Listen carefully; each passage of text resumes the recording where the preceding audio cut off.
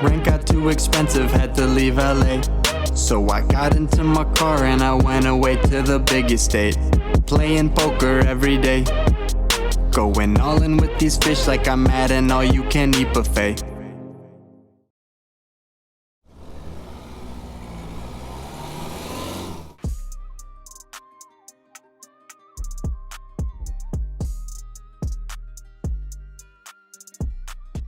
What's up, you guys? Real quickly, an announcement to make. I'll be flying out to Miami, specifically playing at the Hard Rock Hollywood this January 20th to the 23rd. Then Ethan, Karan, Marcelo, and I will all be flying out to Austin to the Lodge January 24th to the 28th. If you guys want to play in those huge meetup games and tournaments, hit me up on Instagram and check me out at both those spots. Next, I wanted to tell you guys about the sponsor for this video, No Limit Lamas. They're an NFT company made by poker players. This January 22nd at 1 p.m. Eastern time, I'm going to be playing in a free roll. What can you guys win? I'm putting it up on the screen. Definitely come check it out. If you guys are just interested in getting into the NFT space, you can buy a No Limit Llama. They're releasing very shortly. I'll put the Discord link down in the description. But basically, if you buy an NFT, which is super cool and why I wanted to partner with them, you get a profit share in their virtual metaverse poker club. What does that mean? If you own one NFT, if you buy one, mint one, and hold it in your MetaMask wallet, you're going to be able to get a little bit of equity of every dollar that's raked from the game in the metaverse. That's pretty cool for a lot of you guys. You can make some passive income that way.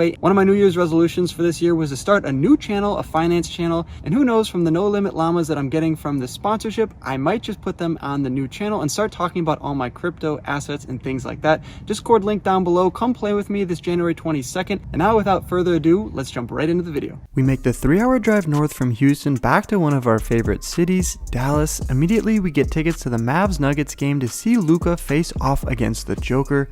After a great game, we have the itch to play some poker, so naturally we head over to Poker House and hop into the 1-2 game, in for $500. First hand of the night, we look down at pocket queens from the cutoff. The $5 button straddle is on. There's one caller over to me, so naturally I pop it up to $20. The straddle puts in the calls, going heads up to the flop. Flop comes ace, queen, jack, bang, we flop middle set. I decide to check it over to the opponent and see what he does. He checks behind and that brings in the turn. The turn puts a 4-liner to a straight. It comes the king of spades. Not exactly the best card, but when the flop checks through, we go for a $15 bet into the player on the button. He puts in 3 red chips and we're off to the river. The river comes the 8 of hearts and the action's on me. There's still a 4-liner to the straight out there, which we could be worried about, but I don't appear to be worried. I toss out $35 worth of red. The player on the button finds a fold. Nice to take down the first pot of the night. Before we go on to the next hand, I want to see how many of you guys noticed in the last hand. In the top right corner, we put the timestamp on there.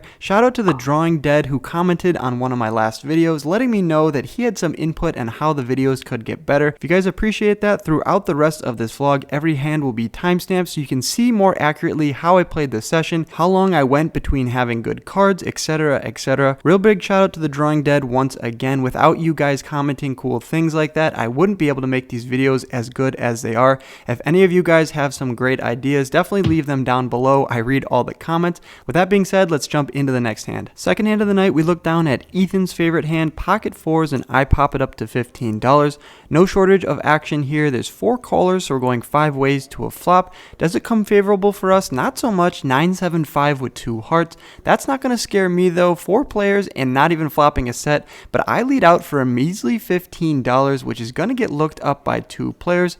Not really sure what I'm doing here, but here comes a turn card, puts a 4-liner to the straight. It's the 8 of clubs.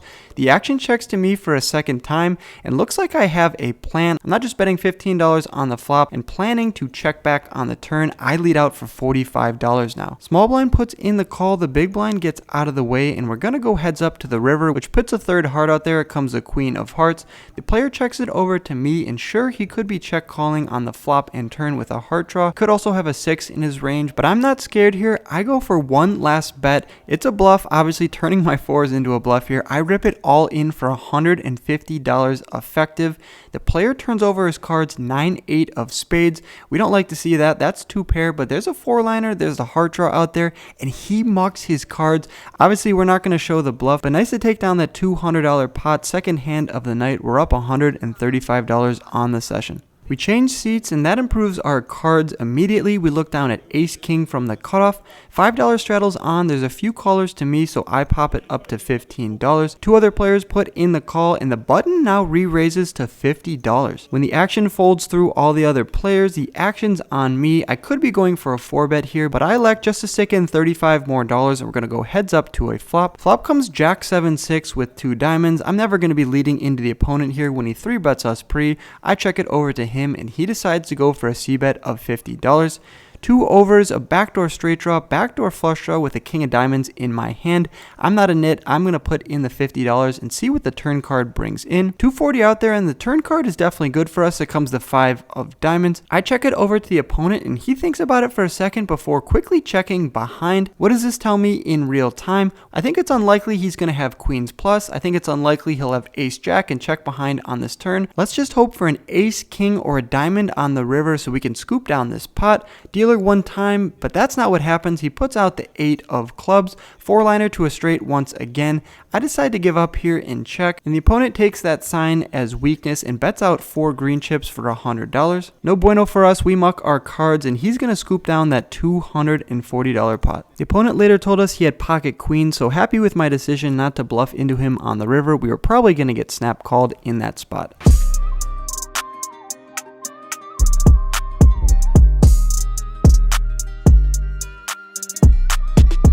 Moving on to the next hand, we look down at pocket kings from the button. A great sight to see. Even better is when the cutoff initiates a raise to $15. Action already in front of us. I'm going to come in for a 3-bet here. $45 is the bet. Our buddy Quentin, who was a limper before the $15 raise, puts in the call for less. $40, he's all in, and the cutoff finds a call as well. We're going 3 ways to a flop. Quentin is already all in. Flop is pretty good for us. It comes king, queen, 3. Bang, we flop top set. Action's on the cutoff. I'd expect him to check it over to me almost all the time. That's what he does, and I'm going to cut out some red chips. $135 out there. I go for a $45 bet, and the cutoff pretty quickly puts in the call. Loving our prospects in the hand. There's some straight and flush draws we want to avoid on the turn, but the 5 of diamonds is not one of those cards we're really scared of, so when the opponent checks it over to me for a second time, it's time to get value from any other hands. Draws or made hands need to pay. $100 is the bet. Cutoff pretty quickly folds. We're off to the river against Quentin, which comes the deuce of diamonds. I immediately turn over my set of kings, expecting to be good here. Don't want to slow roll him at all. He mucks his cards, and we're going to take down that $225 pot.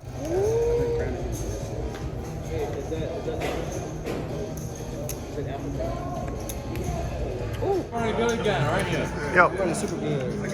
My boy, Wolfgang. Shots, man. Thanks, Fred. Freaking math game. I had a ticket to the math game, but they wouldn't let me in because I didn't have a bag. After taking a few peanut butter whiskey shots with Valerie, Marcelo, and other friends from Poker House Dallas, we look down at ace jack from the button. Middle position raises it up to $11, and there's one caller in between him and I. I'm going to come in for a raise here. I got position, and I want to take down the money pre-flop if possible. I raise it up to $40. Only the initial raiser puts in the call, so going heads up to a flop, which comes 6-6 deuce. Action checks over to me. It's not going to connect too well with the pre-flop caller, so I go for a c-bet of $30. Apparently, middle position sees something on that board that he likes. He puts in the call, and that brings the ace of hearts on the turn. Action checks over to me for a second time, and I think this is a mandatory bet here. When we bet the flop, we need to fire again on the turn, but in the moment, I take a strange line and decide to check behind. I think this is a pretty big mistake. Need to be betting here on the turn, but oh well, we're off to the river, which comes the 10 of spades. Really shouldn't change too much. Actions on middle position. Oh wait, not anymore. He checks it over to me. I'm cutting out red chips. How much is it? $80 worth, and the action's back over to the middle position player. Unfortunately, he folds his cards, but good news for us, we're taking down that $164 pot, up nearly $300 on the session. We already see that I raise it up to $30. What hand do I have? Oh, none other than the ladies. Pocket queens. Let's recoup the action. I'm in the hijack. The $5 straddles on, and Marcelo raises it up to $10 to my right. I pop him up to 30. The straddler and Marcelo both put in the call, so going 3 ways to the flop. In position, which comes 10-10-6. The straddler and Marcelo both check it over to me. This is a green light for me to go for a $30 bet. Straddler gets out of the way, but Marcelo is sticky. He puts in the call. That's going to bring in the turn card. Turn comes the ace of diamonds. Interesting card, and even more interesting is when Marcelo decides to lead into me for the exact same bet, $30. Sure, he could have a 10. Sure, he could have an ace. He also could could have some draws. King, queen, king, jack, diamond draws might do this, so I decided to put in the call and see what the river brings in. River comes the 8 of spades. Interesting card, and now Marcelo decides to check it over to me. I'm happy to get to a showdown with my pair of queens. I'm losing to a lot of hands, and a7 of spades is definitely one of them. That's what Marcelo turns over. I show him that I had the ladies. He got lucky there on the turn. No worries though, he's taking down that $213 pot, and we're still up $210 on the session. Good times and good friends. Let's go. Let's go, brother. Wolfgang. I literally took that one. That's pretty good. What's that? And then something pretty awesome happens. Quentin, who earlier we stacked when we flopped a set of kings, comes over to us with a printed out picture that we took earlier that night. He wants me to sign it. This is my second ever signature. Of course, I'm happy to do that for any of you guys. And Quentin, if you're watching it, you're a super homie, so I'm definitely stoked to have done this for you as well. I write Run Good on there and sign my name, and it's moments like these that really put in perspective how cool making videos are for you guys. Really appreciative for all the support if I don't express that enough in my videos. Enough of the sappy stuff. We look down at the ladies once again. This time we're in the big blind, and I raise it up to $30 over a bunch of limps. The big blind goes all in for $48. The middle position decides to go for the limp call, and I have no other option other than matching the $48. We're off to the flop. Flop's interesting. It comes ace, jack, deuce, all hearts. We have the queen of hearts in our hand, but second pair is a tough spot to be in, so I check it over to middle position. He decides to check behind, which brings the 8 of diamonds in on the turn. I go for a check for a second time, and middle position now bets out for $50. My line looks pretty weak, so I can't be folding just yet. I stick in 10 red chips, and we're off to the river, which comes the 10 of diamonds. Queen 9, 9, 7, king, queen all make a straight, but if you noticed, I set a lot of queens out there, and we double block it, having 2 in our holding. I check it over to middle position for a third time, and he now bets out for $100. There's only $100 in the side pot, so it's a pretty strange bet here. He probably has a great hand. I think about making a call, but ultimately think better of it and decide to muck my cards. And lucky for me that I do, middle position shows 10, 9 of hearts. He just flopped the joint. The big blind sheepishly mucks his cards, and the middle position is going to take down the $250 pot. We're 0 for 2 on the session with the ladies.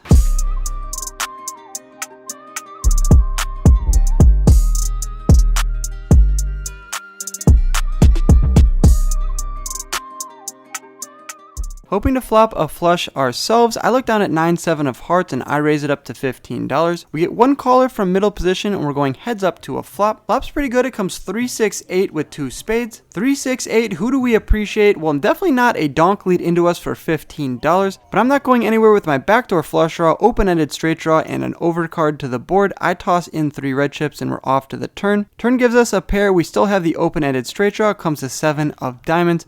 Middle position bets out now for $20, and I'm not going anywhere for that price.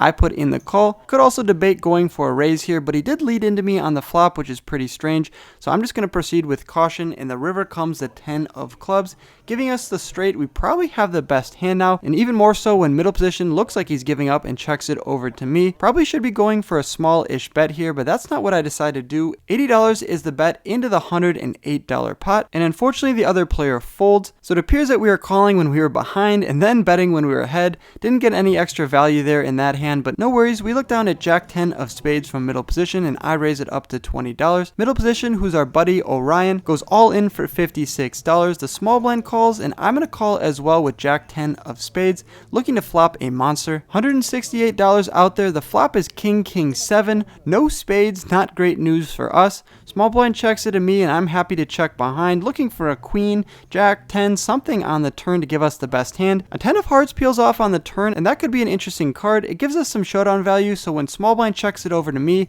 I don't really see any point in betting here. If he has a king and he's trapping, he's just going to check raise or check call us. Not too many draws out there, so I take the free card and check behind, which brings the third king on the river, the king of clubs. We have a boat. Small blind now bets out for $41, a strange bet, but when we play our pair of 10s in this fashion and then end up rivering a boat, I decide that we have to call. We can't be folding here. That's what I do. I toss 41 into the middle. Small blind shows a boat as well, but it's pocket sixes. It's a smaller one to our kings full of 10s. Orion does not give us the pleasure of showing us his cards, so that means we take down that $250 pot, and we're up $190 on the session. It's approaching 1 in the morning. We look down at king queen of diamonds and I raise it up to $20 over a few limps. We're getting 4 callers here, so going 5 ways to the flop, which is pretty good for us. It comes queen 8-4 with 2 clubs. Top pair is definitely a nice situation to be in, and big blind leads out into us for $25. Action's over to me. I decide to put in the call. Maybe could be going for a raise here, although I'm never really too sure what the players are representing when they donk into the pre-flop raiser. Could be a straight draw, could be a flush draw, could be a set of 4s, who knows. I put in the call, and that brings in the hijack as well. We're going 3 ways to the turn. $175 out there, and the turn is disgusting. It brings in 10-9. The front door flush draw, it comes a jack of clubs. Action's on the big blind, and he went for the donk on the flop, but now he's giving up and he checks on the turn. Action's on me. I'm out of position to the hijack. I'm not really too sure if this is a bet or a check. How would you guys play this turn card? Let me know down in the comments. In the moment, I decide to check it over to the hijack, who takes the free card, and that comes a 10 of spades. Am I butchering this hand, or is this flop just getting worse and worse for us? We river the open-headed straight draw, but it puts a 4-liner to any 9 now having a straight. Action's on big blind, and now he goes back to his old trusty $25 bet. I can't be folding here for that small of a price. I toss in 5 red chips. Hijack's done with the hand. He mucks his cards, and sure enough, the big blind shows us the bad news. Queen 10 offsuit. He rivered to pair. I guess I should have been betting there on the turn. It just seemed like the jack of clubs would really help the hijack there in that spot. Surprised he didn't have any of us beat. We're going to lose that $225 pot.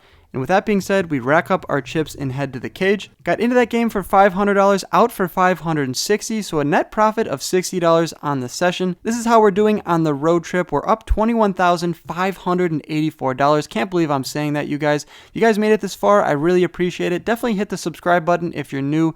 Leave a like on the video as always. Good luck on the felt, and I'll catch you guys in the next video. Peace! Thanks for watching to the end of my video. Click my head below to subscribe and stay in the loop. See you next time.